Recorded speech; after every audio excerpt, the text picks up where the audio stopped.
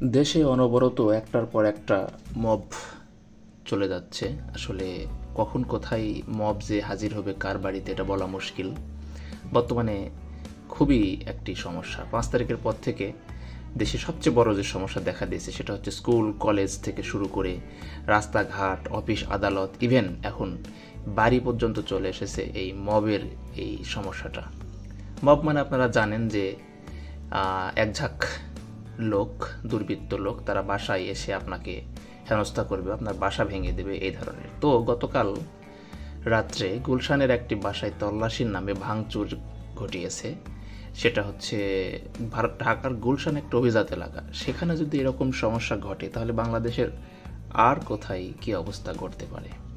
তো ভিউয়ার্স, এই ভিডিওতে আমি সেই বিষয়টা নিয়ে কথা বলছি যে আসলে ঘটনাটা কী ঘটেছিল। দেখুন যে সাবেক প্রধানমন্ত্রী শেখ হাসিনার রাজনৈতিক উপদেষ্টা এইচ.টি. ইমামের ছেলে তানভীর ইমামের সাবেক স্ত্রী গুলশানের বাসায় তল্লাশি নামে ভাঙচুর ও লুটপাটের ঘটনায় এখন পর্যন্ত আটক করা হয়েছে 3 জন, বাট সেটা অনেক সমালোচনার পরে।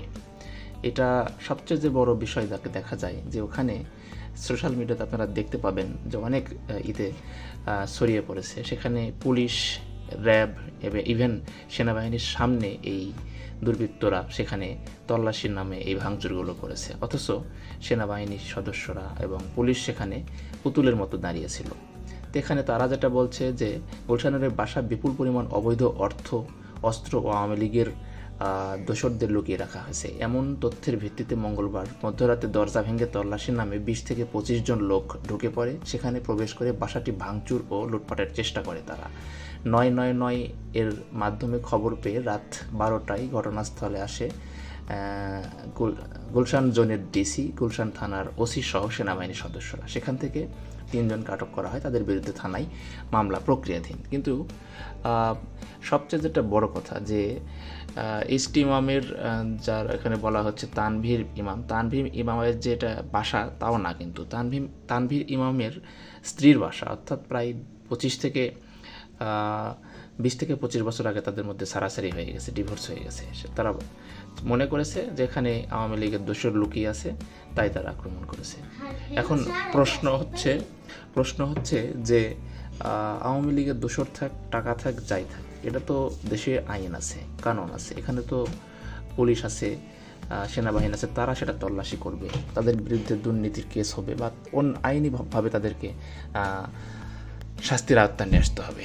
এখন এই শুধুই ছাত্র জনতার নাম করে যে কোনো বাড়িতে যে কেউ ঢুকে পড়ে এভাবে ভাঙচুর চালাবে, মব জাস্টিস করবে, এটা তো মেনে নেওয়া যায় না। তো বিষয়টা আসলেই দুঃখজনক। এই বিষয়টি অবশ্যই সরকারকে দেখতে হবে। এরকম ঘটনা যদি অনবরত ঘটতেই থাকে তাহলে এখন কিন্তু সরকারের 7 মাস হয়ে গেছে। এখন প্রথম দিকে মানুষ এগুলো মেনে নিয়েছে, কিন্তু আস্তে আস্তে এই মবের বিষয়টি মানুষ আর মেনে নিতে রাজি নয়, বা এটা মেনে নেওয়া যায় না, এটা হতেই পারে না। একটা দেশের সরকার থাকা অবস্থায়, আইন শৃঙ্খলা বাহিনী থাকা অবস্থায় কেন এই ছাত্রদের নাম করে একদল দুর্বৃত্ত যে কোনো বাসায় ঢুকে ভাঙচুর চালাবে? এটা সত্যিই খুবই নিন্দনীয় একটি বিষয়। এই বিষয়ে অবশ্যই সরকারকে পদক্ষেপ নিতে হবে। কিন্তু কেন সরকার এখনও নিশ্চুপ আছে, এখনও এই বিষয়গুলো দেখছে না, এটা আমার বোধগম্য নয়। তো বিষয়টি এরকম ঘটনা শুধু গুলশানে ঘটেছে এমন না, এটা সারা বাংলাদেশে আপনি প্রত্যেক দিন পত্রিকা খুললে দেখতে পাবেন। আসলে এরকম ঘটনা এখানে সেখানে ঘটতে আছে। বিশেষ করে যারা আওয়ামী লীগের সময় আওয়ামী লীগ দল করেছে তারা সবচেয়ে বেশি সাফারার। আর 5 ফেব্রুয়ারির পরে তো বাংলাদেশে অনেক বাড়িঘর ভাঙচুর করা হয়েছে, যেটা বাংলাদেশের ইতিহাসে কখনো ঘটেনি। তো বাড়িঘর এমন একটা জিনিস, এগুলোতে হাত দেওয়া ঠিক না। আসলে সময় কিন্তু সবারই আসে। যেমন আওয়ামী লীগ ভুল করেছে, তার খেসারত দিচ্ছে। একটা জিনিস মাথায় রাখবে, সময় কিন্তু সবসময় এরকম থাকবে না, সময় পরিবর্তন হবে, সবারই একটা না একটা সময় সুযোগ আসবে।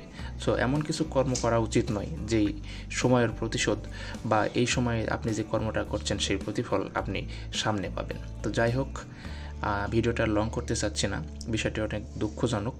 বিষয়টি নিয়ে সরকারকে অবশ্যই ভেবে দেখা উচিত। ধন্যবাদ। ভিডিওটি ভালো লাগলে চ্যানেলটি সাবস্ক্রাইব করুন এবং বেল বাটন অল করে দিন।